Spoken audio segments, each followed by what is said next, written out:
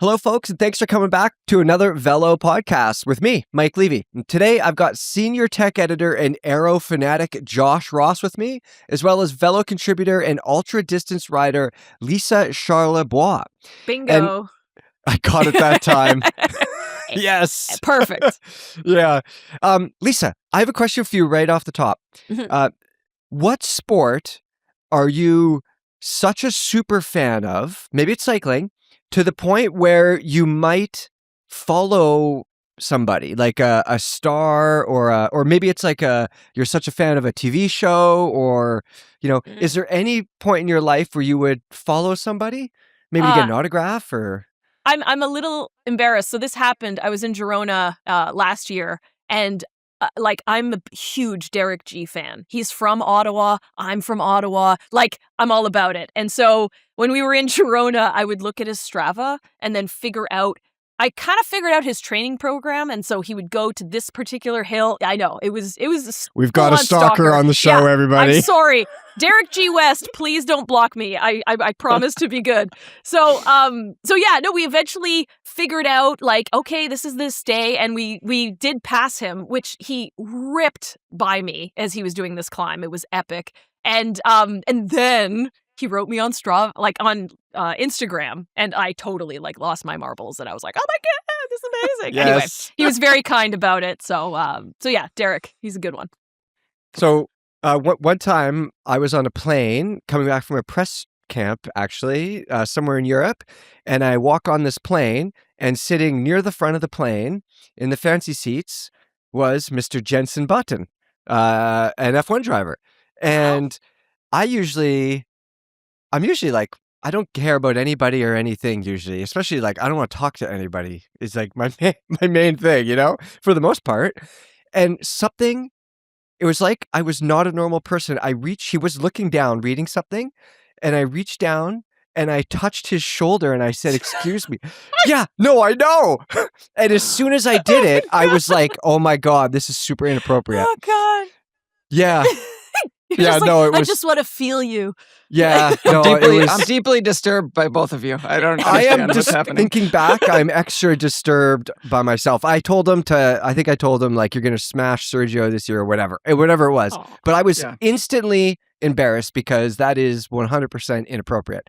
Josh, who are you chasing down the road to talk to? Never, no one. I lived in LA and for a long time, and you would occasionally run into famous people. It actually happens. It's not just a meme. It does happen fairly often in LA. Yeah. And my grandpa used to own a car wash. I was sitting there one time getting my car washed, and I looked over, and Paul Walker was sitting next to me. Wow. And I was like, "This is how you handle it." And I was like, "Hey, man, those were cool cars you got to drive. Appreciate watching that." And he was like, "Yeah, man. Ever that's the cool." pro, Josh. And, ever the pro. Right? And that was it. And then I do also, and that's it. And then you don't say anything. In fact, you try to walk away. Now, I do also want to say, what's his name? Gus Morton. Gus Morton, Lachlan's brother. I was at a movie premiere. I just thought of this. I have to share this. I was at a movie premiere that he had done with BMC, and I was there, and I tried to do that same thing where I was like, "Hey, man, big fan," and then sort of step back, right? Go appreciate talking to you. I'm gonna get away. And he kind of looked around and he was like, "I don't have anything going on, man. You can just hang out." And then Josh ran out of words. He's like, yeah. Then I was like, So the reason that I'm asking you guys about this is because I guess on Monday, Jonas Vingegaard was on a training ride of some sort in Spain, and a fan was following him down the hill. I get the impression it was too close, or Jonas was uncomfortable or whatever. Jonas tried to drop him, and Jonas ended up crashing into a guardrail. So if you go to the Velo homepage right now, Jim Cotton has an article explaining what happened. But pretty wild story, eh, Lisa? Oh my God. I mean, who would follow a pro on their training? That's unhinged behavior. Yeah. Inappropriate. Totally inappropriate. I get it. When you see these professionals, there's no other sport in the world where you get to be on the same field, if you will, as a pro athlete. Like, cycling is really special in that way. You ride the same roads, like you get to be in the same atmosphere. But you have to respect the fact that they're working. Like, these people are at work, and you need to not be so intense and let them do their jobs. Yeah. I think the urge to compare yourself to someone like Jonas, like, we all know, like, there's no world where any of us are keeping up with any of these people, of course, obviously. But there's like this urge deep down. I've experienced it on a ride with a professional that, like, I just couldn't help myself from seeing how I compared to her, and like, she like destroyed me, obviously, but she certainly didn't want to. It wasn't like that. So I can kind of sympathize with this guy. His name's Pedro Garcia Fernandez. He's a local rider in Spain. But it's also like, it feels a bit inappropriate, Josh, eh? Yeah, it's totally inappropriate. You like use the segment online or something. Like, you got to keep space. It's cool to, like, if he was at a cafe, you maybe walk up and go, "Hey, I'm a big fan," like, whatever. Or like, I joked about Lisa, but like, it sounds like that story is, so you sort of engineered a situation where you were in close proximity. That's not the same thing as what's happening here. Yeah. Like, Oh, for sure. And like, you see these pros training, and like, they're just superhuman, and it's totally, they all wave, by the way. Like, when you're in Girona in the spring, I mean, they're everywhere, and you wave and they all wave back to you. Like, that is such a huge charge. But yeah, I'm not going and trying to, like, descend with them, or I was going to say try to do an interval. Like, I couldn't even, like, there's not a world where that would ever happen. But yeah, no, you definitely, it's cool to be in that rare air, but at the same time, you gotta be respectful. So we probably should mention that trespassing charge you have from following Derek G home. Oh, 1,000%. I have to stay 1,000 yards away from him at all times, but it's cool. Like, it's totally fine. Yeah. So Pedro, on his Strava, he wrote a note. I'm going to read it here. Pedro, this is the rider who was following Jonas when Jonas crashed. So Pedro wrote, "You can be professional, but you can also be humble.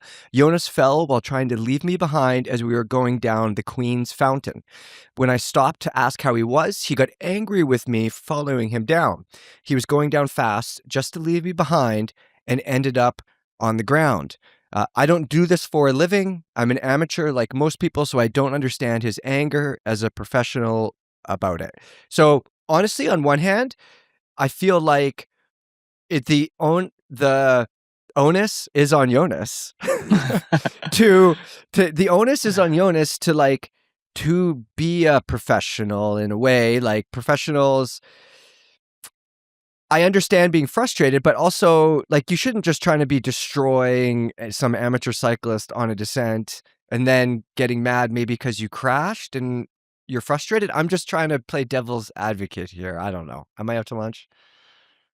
Yeah, I am. I mean, I kind of feel wrong. Okay. I actually see what you're saying, and there is an aspect of that here. He made a bad decision. He should have, if he was really feeling uncomfortable, he should have stopped, or he should have like there was a better way to handle this. Also, this other guy shouldn't have been there at all. Well, yeah, but also, like, Jonas is on his plan, man. He's in an interval. He's thinking about the next thing. And when you wreck, I don't care if you're a pro or not, it's a very highly charged moment. Like, nobody's like, "Hey, man, you want to go get a coffee?" Like, no, you're pissed, you're angry, and you're going to express yourself. And so this guy, having zero emotional intelligence, should have understood the situation that technically he caused. And we can get into the debate of, like, who was right and wrong or whatever. But at the end of the day, like, now this guy is out of his money. Like, you're playing with someone's paycheck now, and that's pretty intense. Like, cool, you're a social rider and, you're on the bench for 6 weeks. That sucks. You're on the bench and you're not getting paid. That's real life. That's intense. Yeah, I think it's a pretty human reaction to be angry after a crash, no matter what, even if it was your fault. I get mad at myself, every time I crash. It's always my fault, so I'm mad at me. I wouldn't want anybody to talk to me either. Yeah, just to be clear, I wasn't saying he should have handled himself differently after the crash. I'm only saying there was maybe a better choice ahead of the crash, but yeah, at that point, this dude not having emotional intelligence is really like, come on. Yeah. Yeah, not good. We do see a lot of YouTubers now. I shouldn't say a lot, but there's a handful of people who are out there in these places following pros and making videos about it on YouTube. And when I watch these, like, I'm always surprised at how cool the pros seem to be with it. Like when you see like some obviously a strong amateur cyclist and you just see them in the group with these pros filming, I'm always a bit surprised that the team would ever let that happen. Yeah. You Like know? when Vanderpool was in LA, like there was like 200 people. It was Yeah. bananas. Like there was a helicopter. Like it was just crazy. So yeah, it is kind of shocking that a team would be like, yeah, man, go out with these ding dongs and like, don't die. But at the same time, I think cycling needs to do that. Like they do need to increase, especially in America or North America, increase the access to these like superstars. Like most of us, 90% of us aren't going to the tour this year, right? Like we're not going to see that.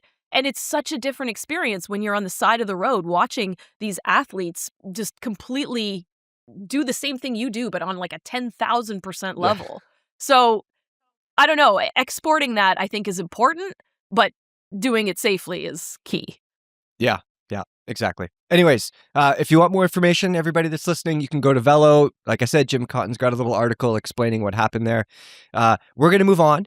So last episode, Logan Jones Wilkins was with us to talk about him testing 3 different gravel suspension forks, the Cane Creek Invert, the RockShox Rudy, and Fox's 32 Tapercast.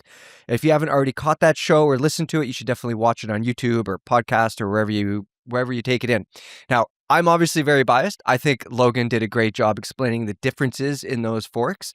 And I thought we went pretty deep with that stuff, but there were some comments to answer on the YouTube account. We're going to talk about some Aero stuff later on, but first I'm going to make Josh sit through some more suspension stuff. Okay, so the first question. Yes. I can't wait for the third question here. I love it. Yes. Actually, Josh, can you read the question out, the first one, and I'll answer it? Yeah, actually. So the question, it's from Daniel Nolan 2920, and he says, Logan, how do these traditional telescoping forks compare to the leaf sprung Lauf? Do you prefer one style to another? I'm obviously not Logan. And to be honest with you, Daniel, I haven't ridden the Lauf. I've pushed on it a bunch. But I would say that it's probably closest to the Cane Creek. There's no damper, of course, because there's no damper in the Cane Creek. There's not a lot of friction. It moves very freely. Because there's no damper on the Lauf and because it's leaf springs, there's no stanchion tube sliding in and out. Very little friction. So I think that like the Cane Creek, it's going to be super active over the small ripples and that sort of stuff. But I think that also like the Cane Creek, if you're really charging rough stuff and descents, an undamped short travel fork is not the answer. It's not going to compare to the Rudy or the Fox. The plus side, though, is it's way lighter and it's way torsionally stiffer. And I think one of the neat things with the Lauf is that because there's no damper, there's not even an air spring. It's leaf sprung. Like literally nothing can go wrong. It has all the tire clearance. So there's a lot of pluses to it, but I would say it's in a different category than the RockShox and the Fox, much closer to the Cane Creek. Yeah, that's my 2 cents. All right, let's jump into the next one then. So this is from, I want to say Moshe Letvin. Maybe that's just Israeli pronunciation, but I've been trying to decide whether or not to put a suspension fork on my Cutthroat for an upcoming ride on the White Rim Trail. I have another gravel bike and a Sparrow as my go fast bike, and the Cutthroat is the long days or multi-day trips that might involve single track or very rough roads. And it sounds like what you're saying is get a suspension fork for the Cutthroat. The answer is 100% yes. So the White Rim Trail is the ideal sort of place to use a suspension fork. Chunky desert terrain, big ass ride, let the fork do some of the work for you. You're going to feel fresher for longer. You're going to be in more control. And if you care about going faster, you're also going to go faster. That's my 2 cents anyway. I think the big thing to mention here is your Cutthroat is literally made for a 100mm travel suspension fork. It comes with a rigid fork that's suspension corrected. So if you were to put on a 100mm travel fork with an axle to crown of, around a little over 500mm, you're going to preserve your geometry. Your bottom bracket isn't going to go up. Your head angle is not going to get super slack. Your bike will handle very similar to what it did with the rigid fork, except you'll be better everywhere, even on the climbs. So you should definitely put a suspension fork on that Cutthroat if you could swing it. I saw that question and I thought it was a weird one, quite honestly, because it's such a perfect setup. It's like, why would you even ask this question? You have the Aero specifically designed as a racy gravel bike, and you have the Cutthroat specifically designed for suspension. Why would you, what's the question here? I think one of the reasons that this person may have been asking this question is because I think there's 4 or 5 Cutthroat models available. None of them come with suspension forks, which I was kind of surprised to see. So I think if you might not be aware that it has a suspension corrected rigid fork on it already, or I think there's also a lot of hesitation in the drop bar world about putting suspension forks on bikes. So yeah, I could kind of see where he's coming from, but that is literally made for a suspension fork. It's perfect. Just do it. Do it. Josh, I have a question for you. This is from Galen Keller, who I think I actually know. I think Galen lives 2 towns away. I think I've actually ridden bikes with him. Fantastic. Small town life. Yeah. This is a question for Josh. I love this question. He says, how does Josh decide his opinions? With a dice roll? On one hand, the Pinarello Grevil MX is ugly and horrendous, but the Cannondale Slate is beautiful and he loved it. Basically the same bike, maybe a modern evolution, but honestly, what's the metric here? Josh? First of all, I absolutely do roll a dice. You should always keep that in mind. I just roll the dice and I just throw it out there. No, the real difference here is, and this is again where I'm like, I don't really understand this question because it seems incredibly obvious to me. The problem with the Grevil is that it is a mountain bike and it has mountain bike geometry, and then they didn't do anything to address that. They just put a road bar on there. And it's not that I'm against suspension, although in that conversation, I was kind of like, as I've gotten older, I've just decided enough with suspension. I don't need it or want it necessarily, but I do think there is a place for suspension.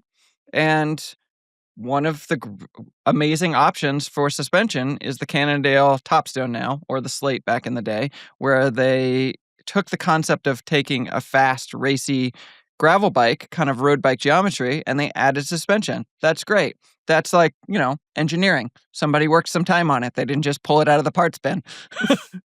And I will say I caught a lot of flack about my opinion on the Grevil. People were not happy about that. I was actually surprised at the number of people defending that monstrosity, and I am all for people building up cool, weird things. I have buddies that are doing drop bar mountain bikes, and they got little stems, and I think that's part of the neat. It's a really neat, fun part of our sport. Like the fact that you can mix and match and create these things that are work for you, like where we live, or work for Josh or work for Lisa where they live. That's a really neat part of the sport. You could build the thing to suit exactly what you need to do. But I think kind of like Josh, my main issue with that Pinarello is it is so obviously overstock that they just haven't sold that ugly ass mountain bike hardtail, and that they just turned it into this thing. It's not, I don't even mind the fact that it's like a mountain bike frame. It just feels like an answer to not having sold these things. I don't know.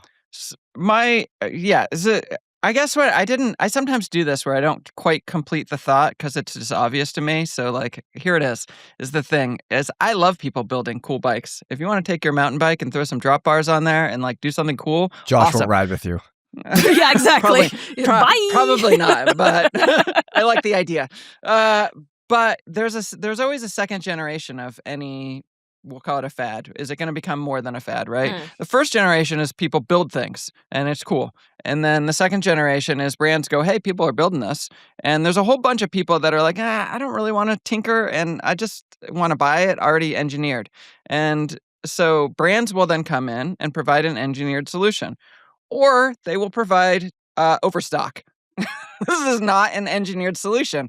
And there are engineered solutions. If some brand wants to come out with an engineer, a mountain bike with where it's all the suspension is all corrected and it all makes sense, and not suspension, where the geometry and the handling and everything, like, that's awesome.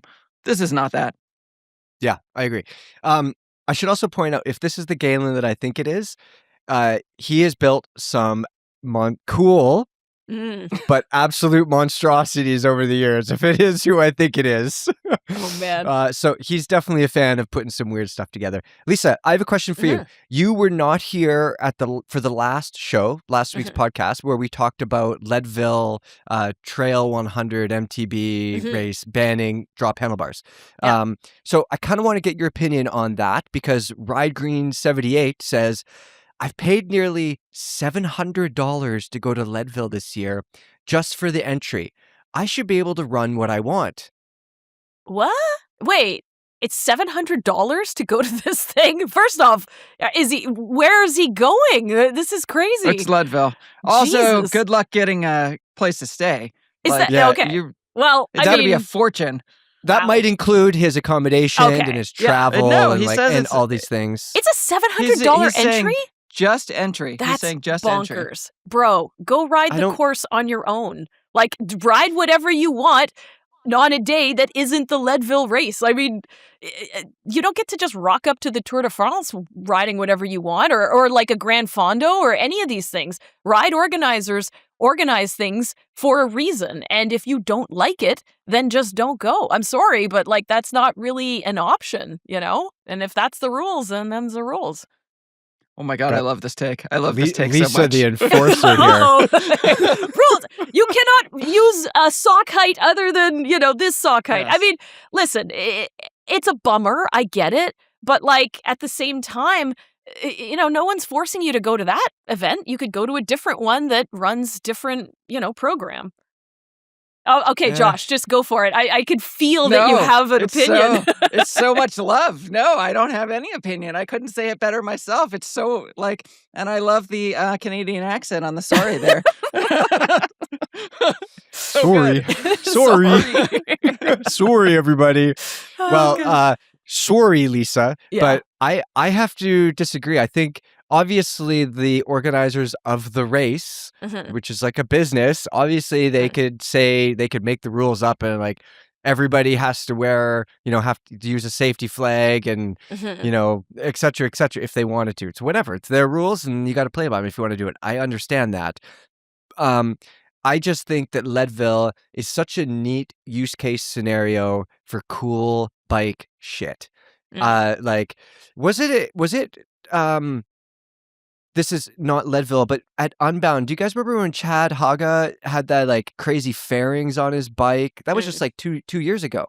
Like that guy always does cool stuff. Yeah, that sort of thing to me. I love seeing that, and I especially love seeing high-end athletes do stuff like that. Search for advantages, and I'm a fan of people doing whatever they want, and I understand safety, blah blah blah, this and that. I don't really understand it. Yeah, I was like, it doesn't seem like it's registering, but yeah, okay. Nah. No, I mean, biking is dangerous. Like, cycling is dangerous. And of course, they're going to try to minimize the dangers and et cetera. But yeah, no, I think that people should be able to, like, it's just a handlebar. Do whatever the hell you want. Yeah. I think it's a bummer that they made that rule. Didn't Kate Courtney win going like down on the shocks? Like, can't you just push the innovation within the constraints of what they're offering you? So I'm sure she would have won anyway.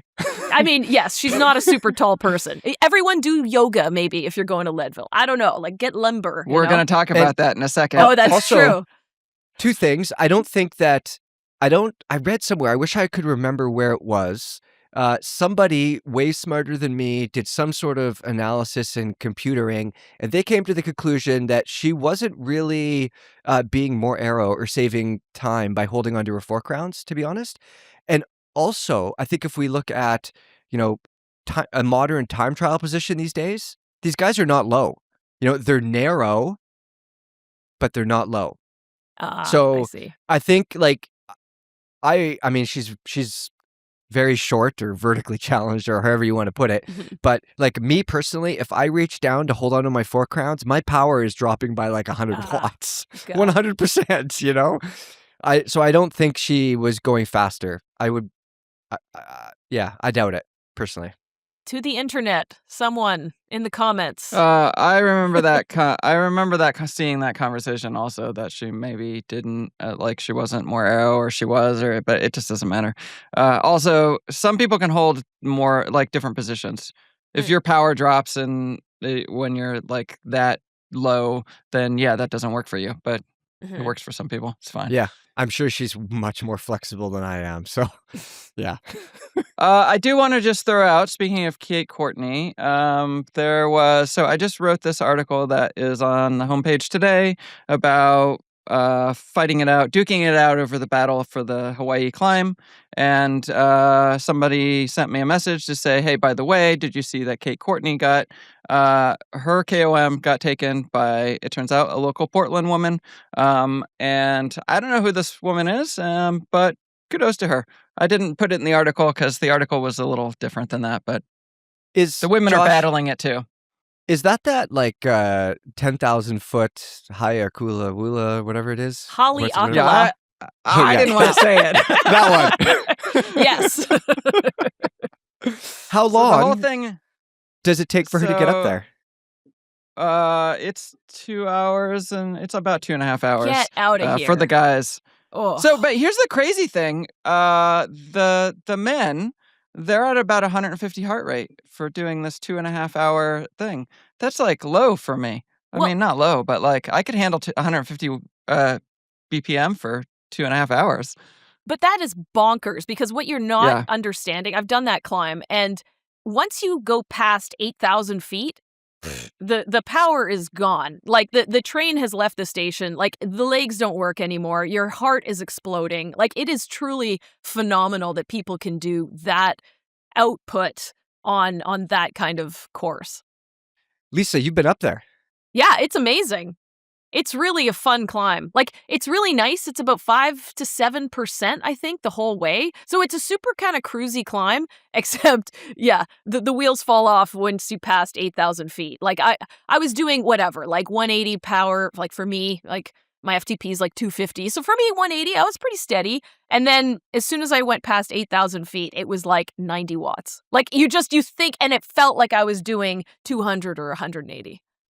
So Alex Wild took the KOM by 7 seconds. That's what the story is really about, over Pete Stetina. Mm-hmm. And he did it at 14.3 miles an hour average, 151 heart rate, 338 watts average in 2 hours and 22 minutes. I was going to give it a go, but hey, I can't quite match those numbers. 330 watts at 150 BPM. Wild. God. Yeah. For 2.5 hours. For 2.5 hours. Oh, just casual. Yeah. Dang. That's like my 330 watts is like my, I mean, I'd be hard pressed to hold that for like more than a few minutes. Oh. That's like, for sure. Jesus. Good Lord, everybody. Lisa, is it windy up there? Are you dealing with headwinds? Is it cold? Oh gosh, it's like everything. Like, so when I did it, don't do this. This is what you don't do, is that you climb it and it's great and it's cruisy and it rains and it's not sunny and it's like you go through every climate. But then when you descend it, I didn't understand why everyone had like all of this stuff, right? Like people had like even backpacks filled with jackets and pants and everything. And I was like, that's weird. And I threw on this little wind shell. And as I'm descending, I'm shivering so much, I'm almost over braking because the temperature went down to like 35 degrees Fahrenheit. Like it is freezing cold. It's a 90-minute descent. So you take breaks on your descent. It's wild. And then it pours rain and it does everything. You know what that reminds me of? My first Mount Lemon climb. Oh yeah, I'll just go up to the top of Mount Lemon, come back down. No, I got destroyed. And there was like 3 feet of snow up there. And it was like, yeah, it was freezing temperatures. And, you know, I left in shorts and a jersey and I was sweating and I got my ass kicked. Mm. It was perfect. Classic Mount Lemon climb. Yeah. Okay.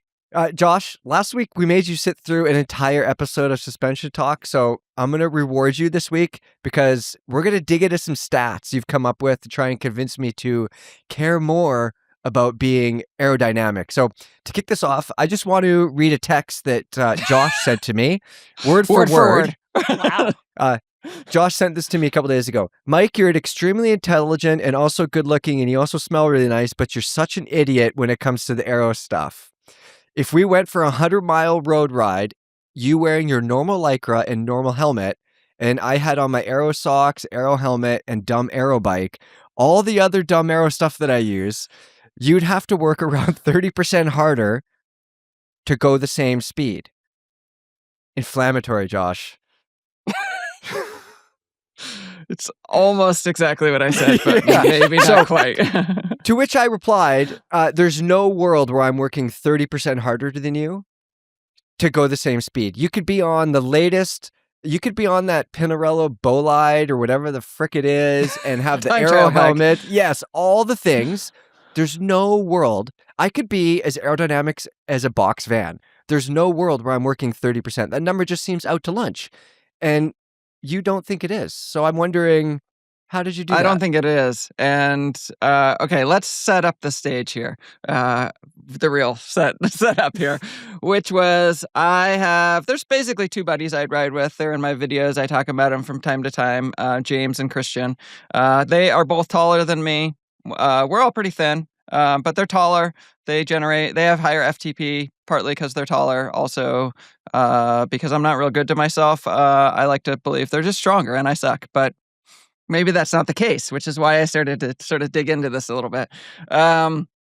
So Christian in particular, he has just gotten an power meter, and he went out he rides on Zwift all the time, so he knows power, but he was like, you know what? I'm going to go outside. I'm going to try an FTP test. Yeah. We have this place outside of Portland, Sauvie Island. It is pan flat.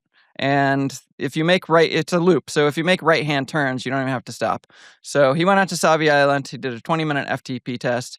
Well, 2 days later, I went out to Sauvie Island and I took, I can't tell you the bike that I was on, but let's imagine it is on the level of a Tarmac SL8. So we're talking top-level aero all-arounder. Not a spaceship bike, but as good as it gets without being a spaceship bike.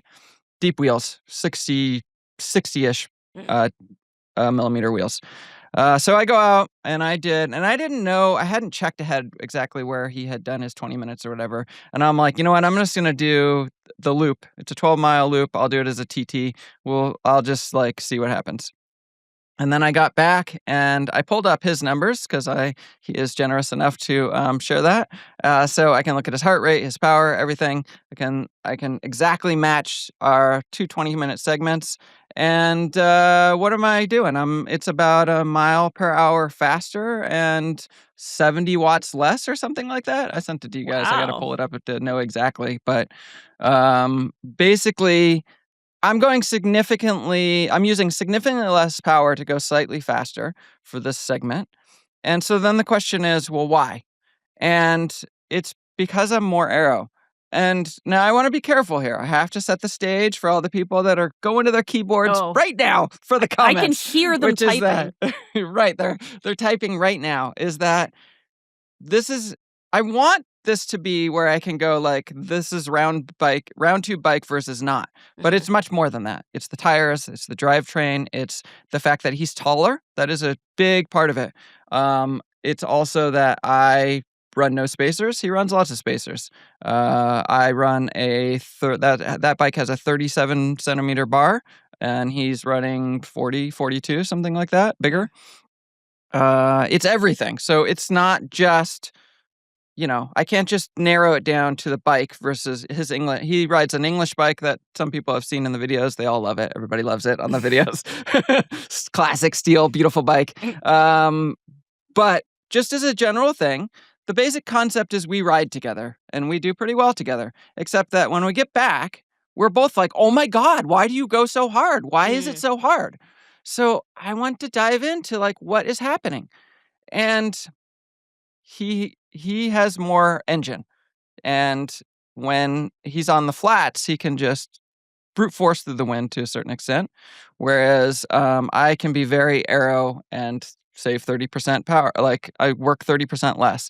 And then when we get to the hills, the problem for me is that I'm not light enough. I would have to be something like 40 pounds lighter than him, like as a system. And I'm just not like, it doesn't matter how light my bike is. It doesn't matter unless he's on a like brick. I can't be light enough. So he beats me up the hills because he has a higher FTP. And he does okay in the flats. But what I learned is I could probably crush him in the flats if I really tried. 70. That's the setup. 70 watts difference. What is your? Do you weigh? You said you guys weigh a similar amount. No. So he weighs more than me because he's taller than me. We're like similar. Like we're both pretty thin.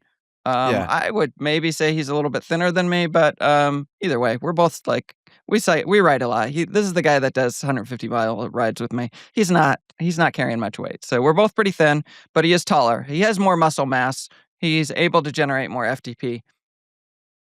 Do you think that? I mean, you did touch on it a little bit, but position-wise, is that the main differentiator here, or is it more equipment? Like, would he gain, 30 or 40 watts by like tucking his elbows in and being a bit lower or narrower? I think so. I mean, right away when I talked to him about this, he was like, I wish that I could hold the aero position that you hold. Then, you guys will all know, like, we don't think of ourselves as heroes necessarily, or maybe some people listening do, but I definitely do not. So I'm always like, my position's just whatever. But like, I ride a 37, 38 bar. I have no spacers. Like, I'm only 5'9". Like, I do hold a pretty aero position. And, okay, I know we're not getting like super crazy here, but also doesn't like the temperature and the tire temperature and things like that start to play into this too? Because like if you're going to get really, really into the details of like time difference between setups, like that's something you have to consider. Absolutely. So we did it 2 days apart. This is not scientific because, right, I didn't have a wind speed thing. I can't tell you exactly what the wind speed, but like, again, I want to keep this based on like just this sort of feeling. You have a buddy you ride with. You guys are kind of evenly matched, but you don't quite understand why there's these weird things that don't quite make sense. And I said, hey, was it windy on the day you did it? He said, no, it was like dead, no wind at all, which was the same for me. Now, in terms of aerodynamics, if we're in a wind tunnel, no wind, that's not the same thing. But like, no wind. Yeah. Also, I have the numbers pulled up now, so I just want to throw out the numbers. So we held the same heart rate, 171 beats per minute. My average speed was 21.5. His was 21.2. His weighted average power was 290. My weighted average was 221. Wow. That's a huge difference. Yeah. There's a huge difference. And so I was careful not to tell you guys ahead of time because you have all these questions for me about aero socks and aero this and aero that. It's winter. I was in, now, me being me, I was in the fancy Ossos jacket, which is fairly aero, and Ossos bib tights, and I had shoe covers because it was cold. I was in a specialized aero helmet, but not like in the summer. I would be faster. So Josh, obviously we all like to talk about 20-minute times and efforts and stuff like that, and we all kind of understand what an FTP test is, but in the real world, that stuff doesn't really matter. Could you like stretch those numbers out for me and tell me what it would be like over like a 4-hour ride, or even like Lisa, you do huge rides, I do big rides, Josh, you do big rides, or even over a 6-hour ride with your buddy. What does the time difference look like then? Okay, so the way I like to frame this, and I think this works for the three of you, and I like that it's you guys on here because we all do rides like this. So I can do a 100-mile ride if it's a favorable day and a favorable route by myself. I can do 100 miles in about 6 hours. And so looking at that time, that's sort of I always go like, was I faster or slower than 6 hours? If I was faster, I was flying. If I was slower, well then, it was windy that day. That's for sure what happened. Yeah. But whatever it is, so a little math on this, you're looking at, now this is just a total AI estimate. So like, this is just to give us a frame of reference, but we're thinking at about 15-minute difference if we, on about a 6-hour, 100-mile ride. That's insane. That's truly wild. Like, also, okay, but maybe we have to also factor in a little bit of like, I don't know, drift, fatigue, something. You know what I mean? Like, I get that it's 6 hours still, but it's still kind of tough to hold that for 6 hours. Well, I would say you're exactly. It is kind of tough to hold that for 6 hours, which is why, I mean, Josh's arguments about being more aero and this and that does make that's sense true. because then it becomes even easier, which leads me to my question for you, Lisa. You do some big ass rides, but it also seems like you. I've looked at your Strava and stuff. It seems like you care. Stalker over here. Uh-oh. It seems like you care about Aero about as much as I do. Like, we're wearing tight clothing, but we're wearing normal shoes. There's no Aero socks. There's no Aero helmet. Like, our helmets have vents, and yeah, we're in our drops a bunch, but we're not speed tucking everywhere and all that stuff. But when somebody says, Lisa, you're going to go on a 6-hour ride, you could be 15 minutes faster if you do these things. Huh? Yeah. Hey? Absolutely not. I mean, the thing that yeah, I love it. I love it. Absolutely not. I'm surprised because I want to. Well, but like the other thing, I think, and maybe it wasn't so much a case in this particular instance, but a lot of that Aero stuff is super uncomfortable. So to sit in like an Aero suit or like even those Aero socks and wear that over 6 hours, like that might not be super awesome. Like, I don't know. You want to think about comfort when you start to get into the longer stuff, or maybe I just over-index into comfort because it's going to be uncomfortable anyways, so you want to sort of make sure that you're setting yourself up for success. So that's what I'm like. I'm so glad you served that slow pitch up for me, because my whole thing about Aero, I really want people to understand this. Like, when I talk about Aero, I don't believe in compromise. Like, I will throw on a ridiculous Aero, like TT helmet and skin suit just to for the funsies, just to do some silly things. But really, I'm saying, buy an Aero helmet, which should be just as comfortable as a not Aero helmet. It's a matter of choice. If you're looking at wheels, so my buddy, he has 45 millimeter NV wheels. Choose the 65s instead, or the 6.7 or whatever they are. There's really no downside. The Aero socks, like the Silka ones, I think are some of the most comfortable socks that are out there. Plus, they're nice and bright hot pink or blue. And so, I want it to be not about compromise. Just make different choices. He was wearing, and also, one thing, I know you guys will both appreciate this, probably Lisa more, but he has an Ornat jacket, that magic shell thing. You guys love that. It's a good And one. the fit on that, it's a great jacket. People love that jacket. But it is not an Aero fit. Yeah. And it's not terrible. Again, we're not talking, it's not like it's flapping in the wind, but you just did that buyer's guide with all those jackets, and you get a MAP jacket or an Ossos jacket. It's a whole nother level of fit. And I'm just saying, we all thought, I thought this, and I think you guys did too, maybe 5% difference. What about 30%? No, I mean, that's significant. And you're right. Like, that ASOS jacket is great. It's form-fitting. It's not constrictive, but it's also, I think it comes down to the rider. Like, if you truly are the person that wants to stop and smell the roses, maybe don't, lean into that one, right? Like, maybe you're the or not in the ASOS conversation here. Like, I don't know. You kind of pick what makes sense for you. Josh, I mean, that ASOS jacket is kind of uncomfortable if you stand up off a bike. Absolutely. It's when you go to the coffee shop, it's super uncomfortable. The shoulders pull weird, but on the bike, it's super comfortable.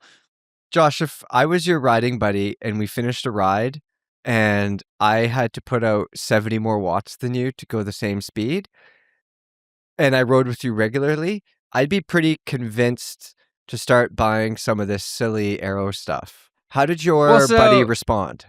That's the crazy thing about this. Let's keep it on you for just a second, because you are the perfect case of this situation. Let's say you take your what's that gravel bike behind you with kind of roundish tubes? It's not Aero at all. No. Yeah, the Allied bike there. It's not Aero. But it's like a reasonable bike to ride. And you put some well, I just mean like it's not like you're making a bad choice in a bike. Like, that is a hot bike. It's just a different choice, right? Yeah. So you put some road wheels on that because it's a great bike. So you're gonna come out. You mostly ride on the off-road, so throw some road wheels on there. You have your whatever helmet that's not Aero optimized. You have your jacket that fits like an or not. That's like a little bit, just whatever. It's fine, super comfortable.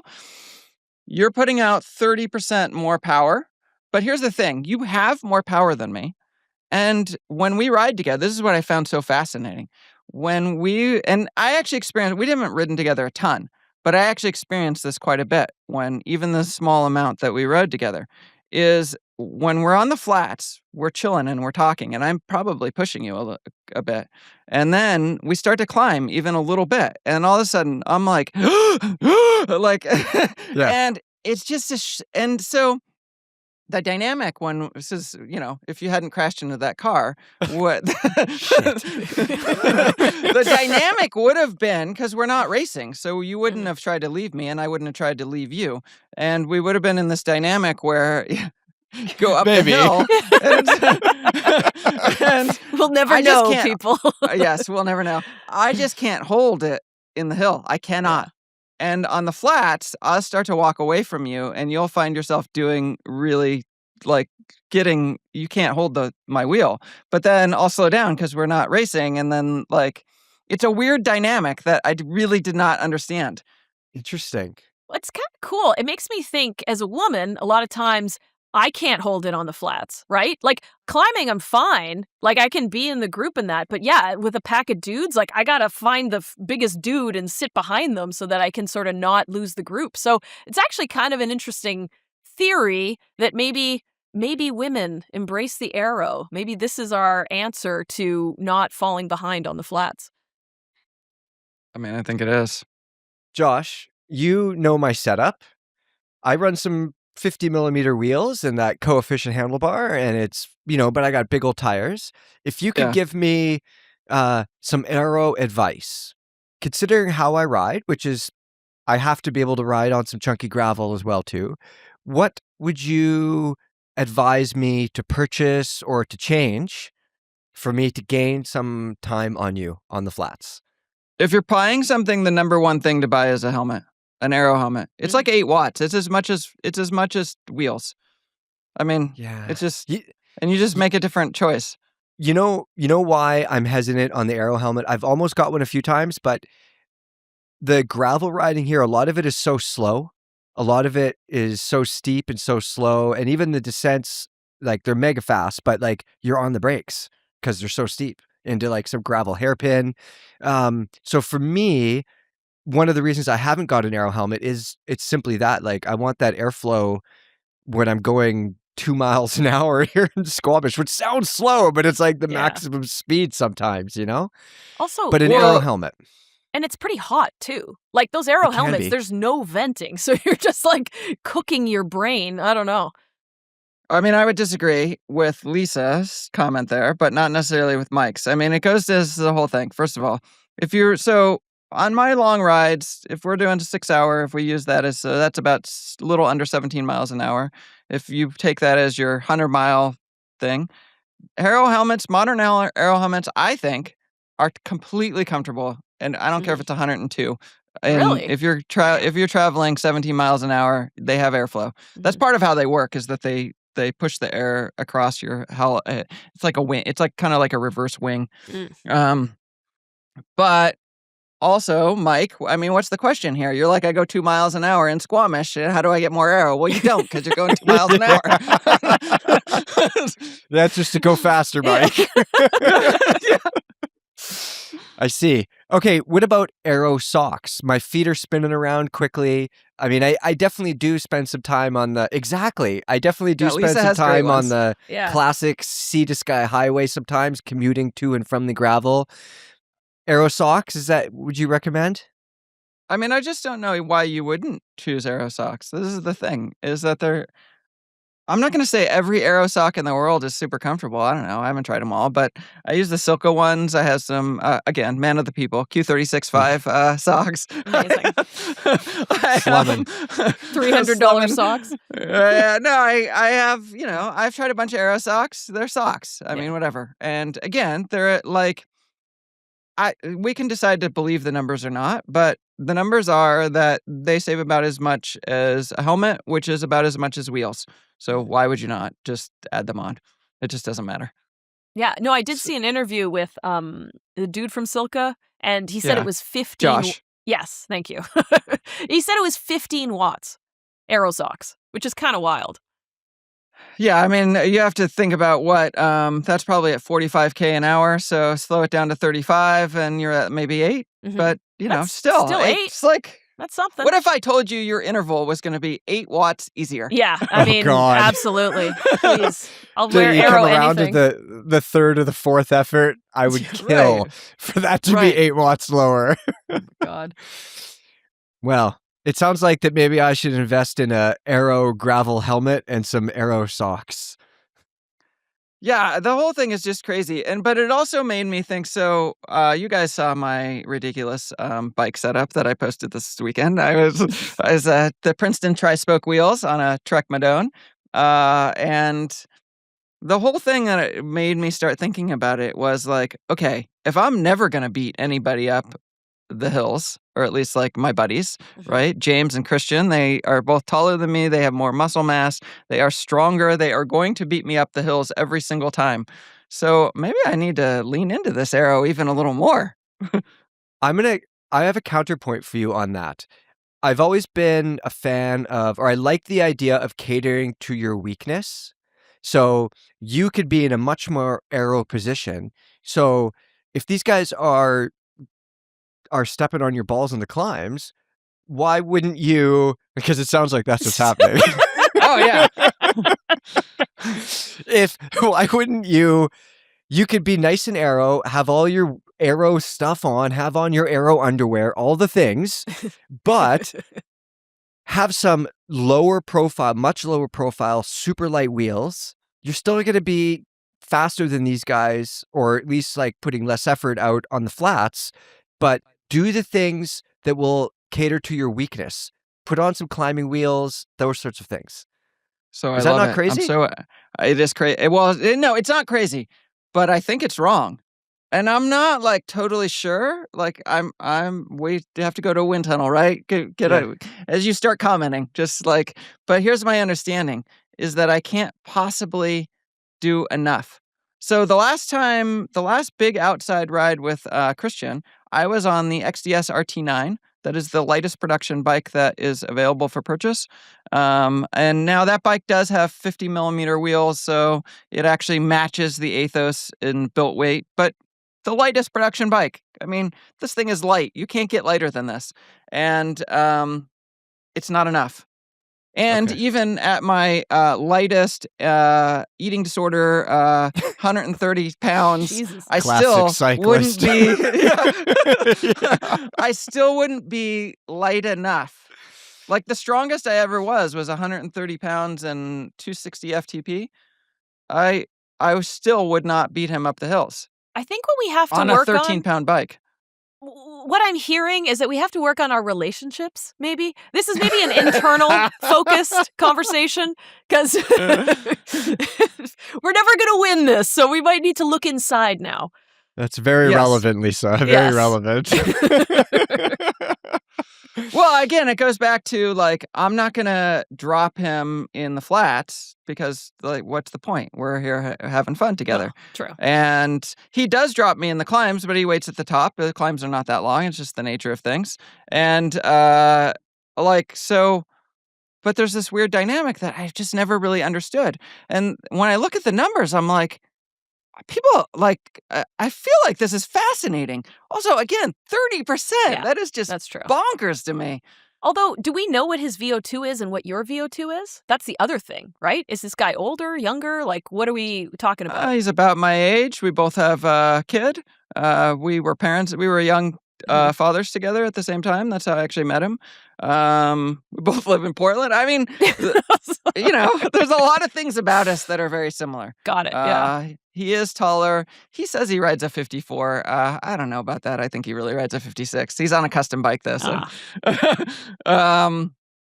Yeah, I mean, we're quite evenly matched. And now another thing that like when I think back about this, there was this time I have that route that I call the 100-mile time trial course, which I don't always write it like that, but I have sometimes. We made fun of that earlier, but I once took James on that route, and I was like, James, because it's fairly flat route, and there's a lot of like farm roads where you just like go into the wind and then you turn to the side of the wind, whatever. And James, who, like, it's laughable how much he can crush me in the hills. He will sometimes joke about it because I'll be like, doing my thing, I'm getting fat, I'll catch up to him, and he'll be like, and he'll just crush me. And I, like, dropped him in the flats, and I was like, what is wrong, James? Like, are you sick? Like, what is happening? And I did not understand it. And it's not until, this is like a year later, where I'm like, oh, that's just the physics of, like, our setups and everything. Mm-hmm. And there is one more thing I want to like make sure that I close the gap on. When you asked me about like what could you do, the number one thing you could do is fix your fit, or like not fix your fit, but make your setup more aero, narrower handlebars, get down lower if you can hold power. But that was a good point. If you can't hold power, then whatever. But Interesting. Yeah. Lisa, as someone who does big rides and stuff, 8 watts, are you, after this podcast, are you going down to the local bicycle store to get a helmet without vents? Oh my God, everyone's going to freak out because my randonneuring bike has dynamo. So those 8 watts are already completely obliterated. So yeah, man, no, we're good. Here's one for you that I love. You probably won't do this, and I don't necessarily expect you to, but randonneurs love their bar bags. You should move that bar to the. You should put that on the back. You should put it on your saddle. But then I also have one in the back, and I have one in the front, and then I literally am a hoarder. Like I have enough food for 3 people. I'm like, I'm not the one for optimizing anything like that. No, absolutely not. I think I told that story where I asked Lisa about the exposure lights, and she's like, well, just bring in, and I'm like, no, I'm not bringing extras. This is all going to fall apart spectacularly, or it's going to work. I really do hope you and I get to go on a really big ride sometime, because I'm probably going to have like 2 lights, because I'll have a backup just in case, and like, maybe I can save you at the McDonald's or something. Okay.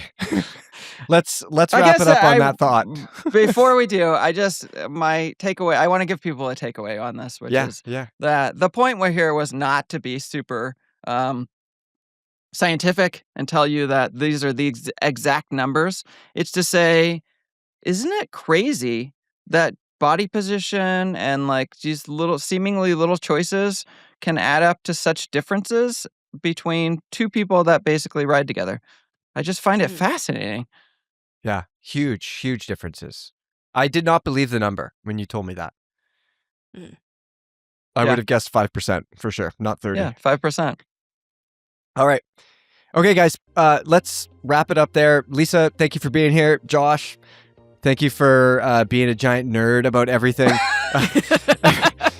Everybody that's listening, if you have comments, especially comments and questions for Josh and all this Aero stuff, put it under the podcast, either on our YouTube channel, which is Velo, or on the website. You could comment on the website as well, underneath the article that is holding this podcast in place. And we will see everybody next week. Bye-bye.